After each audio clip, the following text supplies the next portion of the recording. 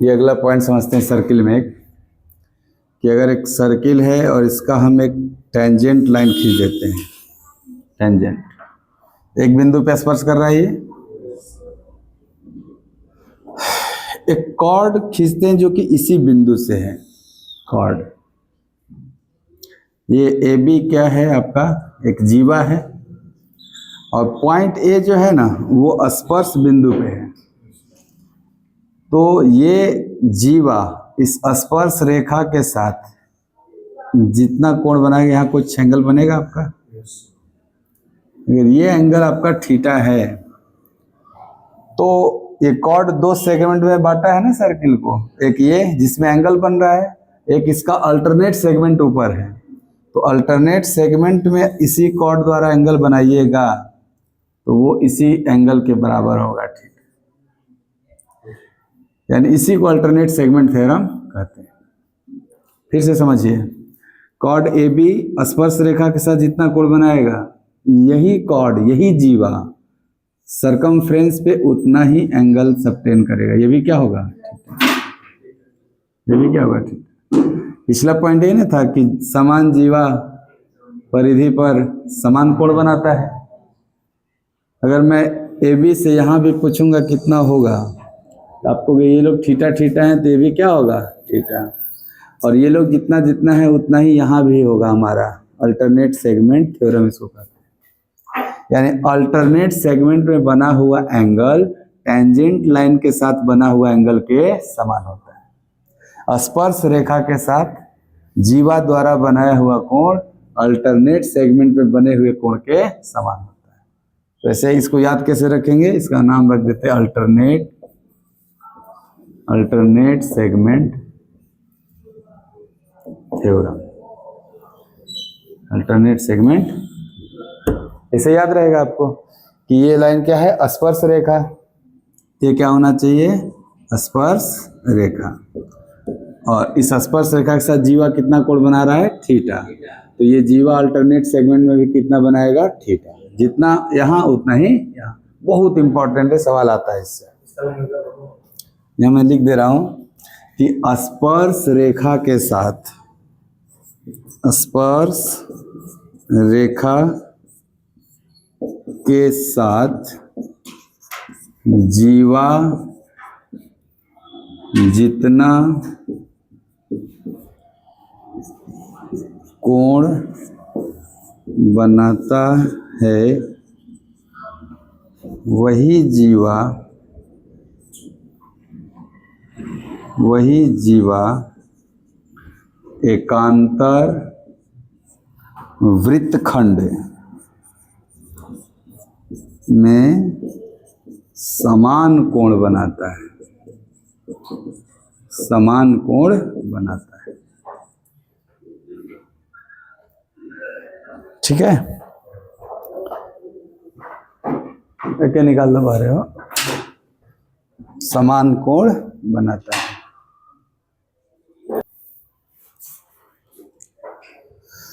स्पर्श रेखा के साथ कोई जीवा है, जैसे एक फिर से हम स्पर्श रेखा खींच रहे हैं, ये स्पर्श रेखा है जो वृत्त को एक बिंदु पर स्पर्श कर रहा है। एक हम जीवा खींच रहे हैं जो इसी स्पर्श बिंदु से होना चाहिए, इसी पे होना चाहिए।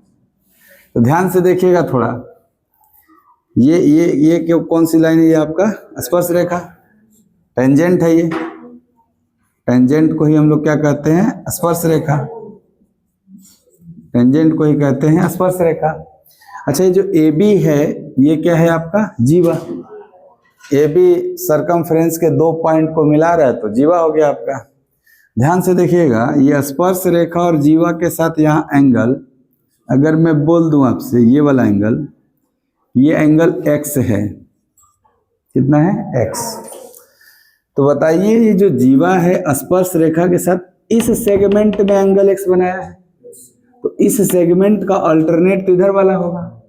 तो इस अल्टरनेट सेगमेंट में अगर यही जीवा से एंगल बनवाइएगा आप, सेम जीवा से, ऐसे मिलाना पड़ेगा आपको। तो ये x है ना, तो ये भी क्या होगा, x होगा। यही थ्योरम है आपका। ध्यान से देखिएगा थोड़ा सा, ये जीवा इस स्पर्श रेखा के साथ, देखिए यहाँ पे स्पर्श रेखा से लेके कहां तक, जीवा तक, ये स्पर्श रेखा ना पूरा।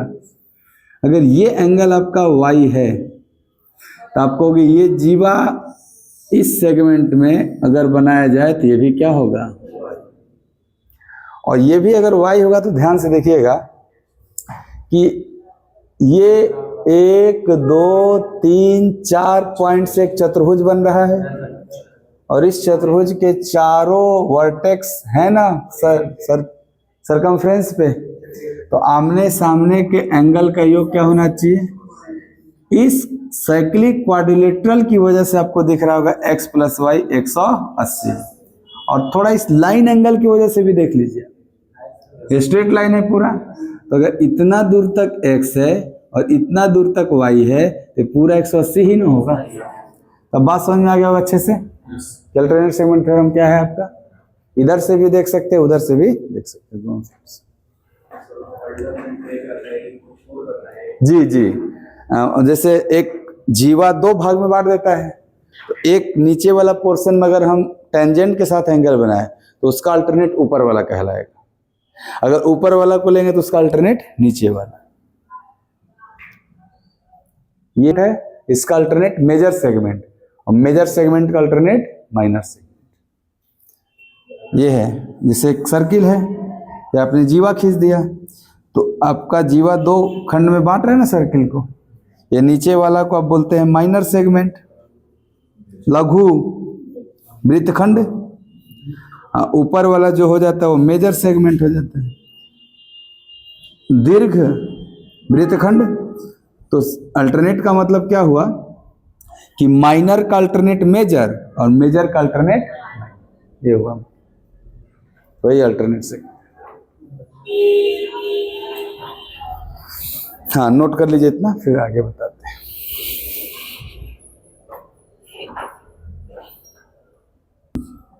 ठीक है,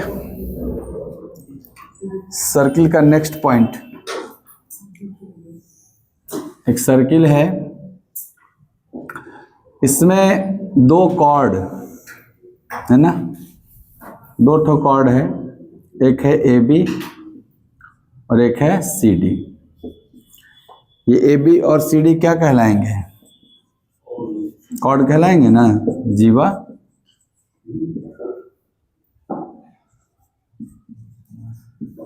जीवा कहलाएंगे, और ये दोनों कॉर्ड एक दूसरे को एक पॉइंट पे कट कर रहे हैं, तो P क्या कहलाएगा इस कॉर्ड का, इंटरसेक्टिंग पॉइंट। दोनों जीवाओं का इंटरसेक्टिंग पॉइंट क्या कहलाएगा, P कहलाएगा।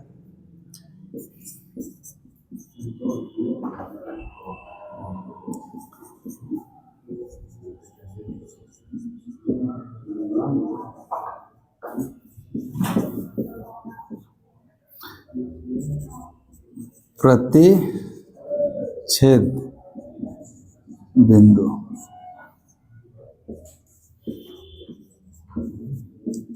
AB और CD का क्या है, P प्रतिच्छेद बिंदु है। तब कॉर्ड सेगमेंट थ्योरम है, यहां से वो क्या था, अल्टरनेट सेगमेंट थ्योरम, उसमें एंगल बराबर था, अब है chord segment theorem. Chord segment theorem, नाम से नहीं, नाम नहीं याद करना आपको, आपको बस प्रॉपर्टी याद करना है। कॉर्ड सेगमेंट थ्योरम क्या कह रहा है कि जब 2 कॉर्ड एक दूसरे को वृत्त के अंदर पॉइंट P पे अगर प्रतिच्छेद करें तो A से लेके P तक AP, P से लेके B तक AP इंटू PB बराबर C से लेके P तक और P से लेके D तक, यानी AP इंटू PB बराबर CP इंटू PD, ये आपस में बराबर होता है। देख लीजिए कॉर्ड सेगमेंट, ये पूरा कॉर्ड AB था, वो पॉइंट P द्वारा 2 सेगमेंट में इंटरसेक्ट हो गया है, एक AP और एक PB। इन दोनों का प्रोडक्ट उतना ही होगा जितना PC इंटू PD होगा। यानी कहने का मतलब ये है कि ये X है, ये Y है, ये A है, ये B है, तो X गुणे Y बराबर A गुणे B होगा। तो दो तरह से पॉइंट इंटरसेक्ट करता है, एक सर्किल के अंदर इंटरसेक्ट कर सकता है और एक सर्किल के बाहर। दोनों का थ्योरम एक ही है। जैसे मान लीजिए आपने एक कॉर्ड ए बी लिया, ऐसे एक कॉर्ड ए बी ले लिया और एक कॉर्ड आपने सी डी ले लिया, और आप क्या कर रहे हैं कि अंदर तो एक कट नहीं किया, आप आगे बढ़ाएंगे तो कहीं ना कहीं अगर पैरेलल लाइन नहीं है तो कहीं ना कहीं आगे जाके कटेगा। पैरेलल नहीं लिए हम दोनों, पैरेलल ले लेंगे तो कैसे कटेगा वो। तो ऐसे आगे जाके एक पॉइंट पे काट दिया, वो पॉइंट पी है अगर, तो अगर ऑर्डर थोड़ा सा देखिए, अगर रखना है सेम, तो ए बी को हम यहाँ से भी तो लिख सकते हैं ए बी कॉर्ड है, और इसको हम ऐसे भी लिख सकते हैं सी डी कॉर्ड है। तो आपको दिखाई देगा कि इसके और इसके में कोई अंतर नहीं है। क्या पढ़ा था आपने, इंटरसेक्टिंग पॉइंट पी था यहाँ पे, ए से लेके पी तक। यहाँ भी देखिए ए से लेके पी तक, अब पी से यहाँ एक्सटर्नल पॉइंट्स चलिए, पी से लेके ए तक, पी ए, और फिर पूरा पी से लेके बी तक, P A into P B. क्या यही चीज था। एपी को हम लोग नहीं लिख सकते हैं P A into P B, नाम बदल देंगे तो। इधर यह देखिए P C into P D भी लिख सकते हैं, सेम चीज है। सीपी को क्या लिख सकते हैं, पी सी। यहाँ भी देखिए वही चीज आएगा, पी से लेके पहले सी तक पी सी इंटू पी से लेके डी तक। हाँ, इसमें कॉर्ड नहीं लिया जाता, कॉर्ड लेंथ छोड़ दिया जाता है। हाँ उसमें तो जैसे कि पीवी में हाँ ये तो इनटू है। हाँ जब इंटरनल इंटरसेक्टिंग होगा तब तो ए से लेके पी, पी से लेके बी, लेकिन एक्सटर्नल जब इंटरसेक्टिंग होगा तो एक्सटर्नल से सरकमफ्रेंस, है ना, और फिर एक्सटर्नल से सेकंड सरकमफ्रेंस पॉइंट। नहीं तो जैसे एपी है तो एपी पीवी में तो शामिल हो जाएगा ना। एपी यस यस हो जाएगा, इसमें शामिल नहीं होना है। तो इसमें नहीं ना होगा, इंटरनल पॉइंट नहीं है ये, अंदर नहीं इंटरसेक्ट किया। देखिए ऐसे समझिए, अगर इस पॉइंट को एक्सटर्नल लिए हैं, पहले पी से ए तक गए हैं और फिर पी से बी तक गए हैं ना, वैसे सोचिए कि पी से ए तक पी ए और फिर पी से बी तक पी बी। वहां भी देखिए पी से ए तक पी ए और पी से बी तक पी बी। ये जो पी बी होगा ना उसमें पूरा लेंथ लेना पड़ेगा। हाँ वो पूरा इसमें पूरा आ जाता है, उसमें नहीं आता है, उसमें दो टुकड़ों में आएगा और उसमें एक बार में पूरा आ जाएगा। यस, तो ये आपको देखिए ना, मतलब अगर आप पॉइंट याद रख लीजिए कि इंटरसेक्टिंग पॉइंट पी है, चाहे अंदर है चाहे बाहर, थ्योरम सेम है ना, P A into P B बराबर P C into P D. यहाँ देखो पी को छोड़ दो तो ए बी कॉर्ड है, और यहाँ भी पी को छोड़ दो तो सी डी कॉर्ड है, यहाँ भी पी को छोड़ दो तो ए बी कॉर्ड है, यहाँ भी पी को छोड़ दो तो सी डी कॉर्ड है। ऐसे याद है, दोनों रखना है, यहाँ दोनों पे सवाल आ जाता है। नेक्स्ट पॉइंट समझते हैं जरा। एक सर्किल है और इस पर एक्सटर्नल कोई पॉइंट से ना ऐसे टेंजेंट खींच देते हैं। इस पर क्या खींचते हैं, टेंजेंट। मान लो ये एक्सटर्नल पॉइंट पी है और ये टेंजेंट पॉइंट टी है। एक्सटर्नल पॉइंट टी, बाह्य बिंदु, बाह्य मतलब वृत्त के बाहर हमने पी ले लिया और वृत्त के पॉइंट टी पर स्पर्श कर रहा है, तो क्या ये मेरा पीटी एक स्पर्श रेखा हुआ। पीटी क्या हुआ, स्पर्श रेखा। पीटी को क्या बोलेंगे, टेंजेंट लाइन। हाँ, स्पर्श रेखा बोलेंगे। अच्छा, टी क्या है आपका, एक्सटर्नल पॉइंट है, बाह्य बिंदु है, एक्सटर्नल पॉइंट है, बाह्य बिंदु है। और टी क्या है सर, टेंजेंट पॉइंट है, टेंजेंट पॉइंट है, स्पर्श बिंदु है।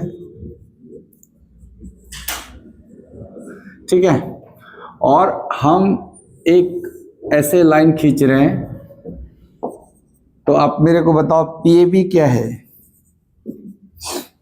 पी ए बी क्या है। नहीं, सेकंड लाइन, ये सब बताया पहले, सेकंड लाइन है ना, छेदक रेखा बोलते हैं ना, वृत्त को छेदते हुए निकल गया 2 पॉइंट का, सेकंड लाइन छेदक रेखा, छेदक रेखा है। तो यहां पे देख लीजिए आप ध्यान से कि एक्सटर्नल पॉइंट P से ये जो टेंजेंट पॉइंट T है इसका स्क्वायर PT स्क्वायर जो होता है, देखिए ध्यान से तभी याद रहेगा, नीचे PT स्क्वायर बराबर वही PA इंटू PB था ना, PA इंटू PB, तो PA इंटू, ये थ्योरम बहुत इंपॉर्टेंट है, इससे आता है सवाल आपका। यहाँ PT क्या है? स्पर्श रेखा, तो PT स्क्वायर बराबर स्पर्श रेखा का स्क्वायर बराबर PA इंटू PB। हमेशा ही छोड़ देना है बीच वाला, देखो कॉर्ड लेंथ ना उसमें लिया गया होगा ना, इसमें एक्सटर्नल पॉइंट से पहला पॉइंट A PA और एक्सटर्नल पॉइंट से दूसरा पॉइंट B PB पूरा ले लेना है।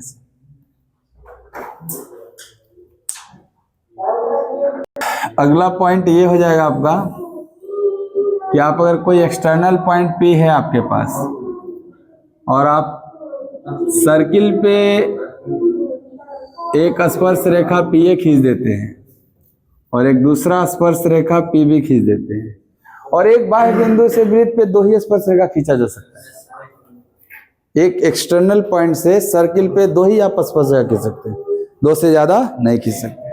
तो मान लेते हैं एक स्पर्श रेखा की लंबाई PA है और एक स्पर्श रेखा की लंबाई PB है, ठीक है। तो ये दोनों स्पर्श रेखाएं आपस में हमेशा क्या होती हैं? बराबर होती है। PA बराबर PB। यहाँ PA और PB क्या है? स्पर्श रेखा, स्पर्श रेखा है, टेंजेंट लाइन। अब थोड़ा इसी में एक और बात समझिएगा कि अगर मान लीजिए एक सेंटर है सर्किल का आपका O, तो क्या ये OA टेंजेंट पॉइंट पे परपेंडिकुलर होगा? क्योंकि OA एक रेडियस हो गया आपका।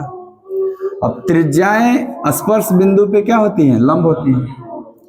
ये OB भी तो रेडियस ही है, ये भी क्या होगा? लंब होगा। तो अगर हम लोग इस सेंटर O को एक्सटर्नल पॉइंट P से मिला दें, है ना, तो आपको दो ट्रायंगल दिखाई देगा। एक ट्रायंगल दिखाई देगा OAP और एक नीचे ट्रायंगल दिखाई देगा OBP। दो ठो दिखाई दे रहा है आपको, OBP एक ठो नीचे और OAP एक ठो ऊपर। ये दोनों आपस में कॉन्ग्रुएंट होते हैं। ये दोनों आपस में क्या होते हैं? सर्वांग सम। कॉन्ग्रुएंट होते हैं, सर्वांग सम। और जैसे ही सर्वांग सम हो गया, इसका सब कुछ बराबर होगा। देखिए क्या OA बराबर OB है रेडियस की वजह से, और PA बराबर PB है टेंजेंट लाइन की वजह से, और ये OP तो कॉमन है ना दोनों का। OP क्या है? उसका भी हाइपोटेनस है, इसका भी हाइपोटेनस है। तो आप जब तीनों भुजाएं बराबर हो जाती हैं तो भी कह देते हैं आपकी ये सर्वांग सम है, या RHS वाली प्रॉपर्टी भी लग जाएगा तो भी सर्वांग सम हो जाएगा। तो बताइए कि अगर ऊपर वाला त्रिभुज नीचे वाला त्रिभुज के सर्वांग सम है, तो क्या ये एंगल अगर थीटा है तो ये भी थीटा होगा? क्योंकि सब कुछ ना बराबर, जब भुजाएं बराबर तो कोण भी बराबर। अच्छा, ये वाला 90 माइनस थीटा है तो ये भी नीचे 90 माइनस थीटा ही ना होगा। सब कुछ क्या होता है? बराबर होता है। इस पे भी सवाल बनेगा आपका, ठीक। तो ये पॉइंट आप याद रखिए, सर्वांग सम त्रिभुज होता है, इसका सब कुछ बराबर होता है।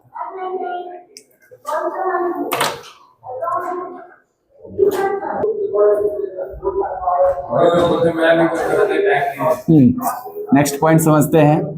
अभी आप देखे थे ना कि दो कॉर्ड एक दूसरे को या तो अंदर प्रतिच्छेद करते थे या तो बाहर प्रतिच्छेद करते थे।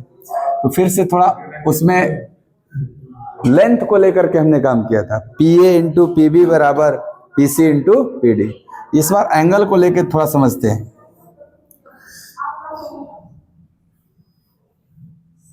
देखिए अगर मान लीजिए ऐसे है, दो ठो कॉर्ड अंदर ही काट दिया, इधर कहीं सेंटर है, सेंटर कहीं इधर है। ये हमने लिया है एक पॉइंट, एक कॉर्ड AB और दूसरा कॉर्ड CD। सेंटर से नहीं पास कर, सेंटर पे काट देगा तब तो दिख ही जाएगा कि एकदम बराबर हो जाता है।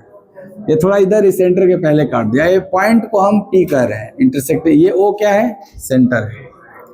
O क्या है? केंद्र, वृत्त का केंद्र। और P क्या है? सर दोनों जीवाओं का प्रतिच्छेद बिंदु है। ठीक,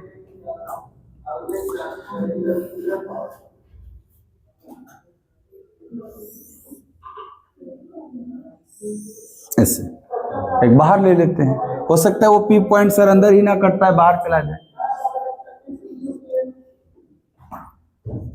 ये भी कॉर्ड था एक, और दूसरा कॉर्ड CD था, और इसका सेंटर O है। तो ध्यान से देखिए थोड़ा, ये जो आर्क है AC, जो आर्क AC है, ये सेंटर पे कुछ एंगल बनाएगा। ये पॉइंट P है हमारा, ये जो सेंटर पे कुछ एंगल बनाएगा, उस एंगल को अगर हम x बोलते हैं, कितना? x। और ये जो दूसरी तरफ आर्क BD बना है, ये भी तो सेंटर पे एंगल बनाएगा। इस एंगल को हम y बोल देते हैं, y। ये x और y कैसे बने हैं सर? इधर वाला चाप AC द्वारा केंद्र पर, और इधर वाला चाप BD द्वारा। AC BD कहां से आया है? जीवाओं का बिंदु है वो आपका। तो अगर ये x है और ये y है, इधर y है ना यहां तक खाली, तो सर इस x y के टर्म में इस P का मान, ये जो P होगा एंगल APC, एंगल APC। क्या angle APC is equal to होगा BPD? हाँ, BPD शीर्षाभिमुख कोण आपस बराबर होते हैं। ये केंद्र पर बने हुए कोण का एवरेज होता है, यानी x प्लस वाई बाई। ये पॉइंट आपको डायरेक्ट आएगा, प्रश्न आता है। यहां भी समझ लीजिए, यहां भी सिंपल है। ये एंगल APC नहीं, सेम एंगल APC, यहां भी क्या है? APC। यहां जो एंगल APC होगा, इस पॉइंट पे बना हुआ, जो पॉइंट इंटरसेक्टिंग पॉइंट है ना, वही P पे एंगल निकाल रहे हैं। यहां भी तो इंटरसेक्टिंग पॉइंट P था, इस पे बना हुआ एंगल। इस बार ये आर्क AC यही ना है आपका, आर्क AC अगर सेंटर पे,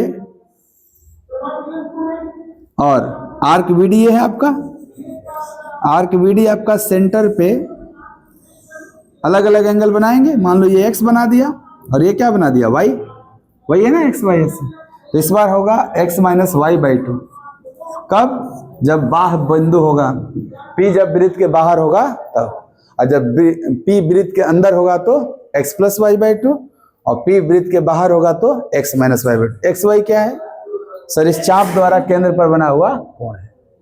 दो तरफ चाप बनेगा ना, दोनों चाप द्वारा केंद्र पर बना हुआ। ये पॉइंट बहुत इंपॉर्टेंट है, इसमें याद रखिए। इस पे सवाल आ चुका है, क्लिक नहीं करता है ये पॉइंट।